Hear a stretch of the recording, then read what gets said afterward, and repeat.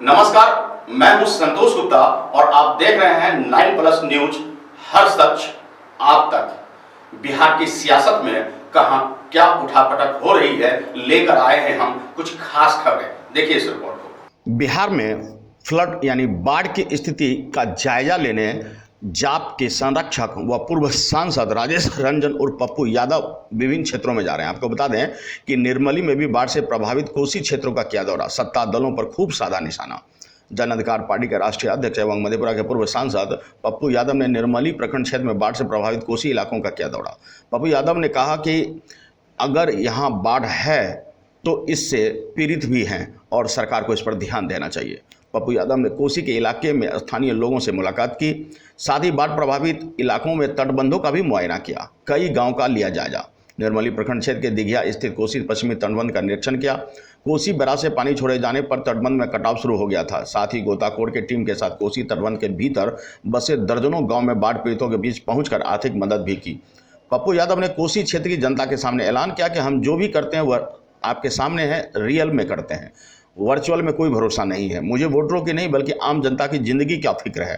पप्पू यादव ने बताया कि मुख्यमंत्री नीतीश कुमार हो या उप मुख्यमंत्री सुशील कुमार, सभी वर्चुअल में भरोसा रखते हैं, लेकिन मैं रियल में करता हूं। पप्पू यादव ने बताया कि बिहार में बाढ़ से जनता बेहाल है, बिहारी कोरोना से परेशान है, लेकिन नीतीश कुमार सत्ता के बाहर में है, जबकि उनकी पार्टी चुनाव को लेकर मस्ती के मूड में डूबी हुई है।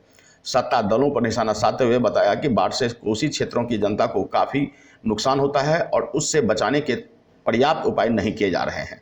देखिए पप्पू यादव क्या कुछ कह रहे हैं। आज बात सोशल मीडिया के द्वारा तो मोदी को बताना चाहिए कि हमारी नियति में क्या ये लिखा गया है क्या, और 5 किलो हमारी औकात है क्या। तो इसीलिए लड़ाई बहुत बड़ी है। हम बार बार कहते हैं और लगातार 25 दिनों से मैं कमला गंडक के बांध पर सो के नीतीश कुमार को कहा हूँ कि ये बहाना मत करना कि नेपाल के कारण हम तबाह हो गए। जब चिमकी बुखार आता है तो गर्मी के कारण हो जाता है, जब डेंगू होता है तो कहता है ठंडा हो गया। पटना जब फिर डूबा तो बोला पप्पू यादव कहाँ है, तो इसने कहा मैं क्या करूं, चिमकी बुखार के चलते पटना डूब गया। 2 किलोमीटर पर नीतीश कुमार का घर है और 15 लाख लोगों को पप्पू यादव को खाना खिलाना पड़ा। और सुशील मोदी हाफ पैंट पहन करके घर से निकल के भाग गए अपनी बीवी के साथ, और उसके घर में गार्ड को 9 दिन 11 दिन खाना हम दिए। तो अब नेताओं से आप कोई एक्सपेक्टेशन मत करिए ना। अब जात पात के आधार पर आप यदि धर्म हिंदू मुसलमान के आधार पर यदि नेताओं की और अपनी राजनीति बिहार को बर्बाद करते हैं तो ये तो बहुत दुखद है। हम तो आपको इतने कह सकते हैं कि 3 साल के अंदर दुनिया का नंबर 1 बिहार हो सकता है, लेकिन ये जनता को सपना देखना पड़ेगा और यूथ को अपनी ज़िंदगी जीने की तैयारी करनी पड़ेगी। देखिए सबसे बड़ा दुखद क्या है कि अगले साल से कोसी ने अपना जो कोसी का जो रियल धार था, जो कोसी का रियल मुहिम था वो बदल दिया, वो चेंज कर लिया। इस बार वो उसकी स्थिति गति और भी भयावह हो गई। जो दिघिया से लेकर के सौरा और सिकराटा तक जो स्थिति है, मुझे लगता है कि नेपाल यदि 2.5 लाख से ऊपर पानी क्यूब जब छोड़ देगा तो मुझे नहीं लगता कि कोई गांव कुशहा से बड़ी घटना न घट जाए, त्रासदी बहुत बड़ी हो जाए। अब फिर से एक नया लूट का एक रास्ता बन गया सरकार के लिए। अब कहीं भी अस्पर नहीं है।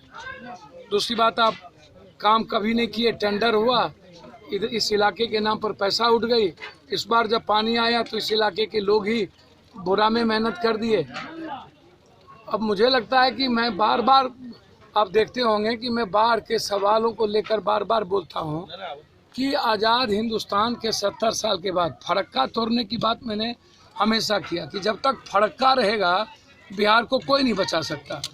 आप गंडक, कमला, गोदावरी, महानंदा, कनकई, भूथी बलान, केहर, कनहर, कोसी, सोन और गंगा, जब हम गंडक, कमला, कोसी और गोदावरी की बात करते हैं, गोदावरी की, तो इसका जो गाद है वो सबसे ज़्यादा गंगा में जाके रुकता है।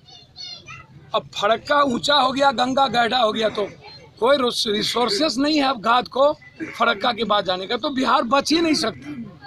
हमने कई बार प्राइम मिनिस्टर से बातचीत की उस बीच में, फिर लोकसभा में ये मामला उठा कि फरक्का का जो मुहिम है, मुहान है, आप उसको चौड़ा करिए या तो उसको तोड़िए, अन्यथा बिहार एक दिन कोलैप्स कर जाएगा।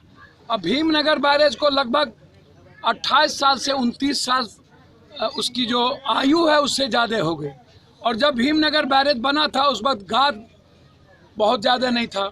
अब गाद का प्रेशर बहुत हो गया, कोसी की ऊंचाई हो गई।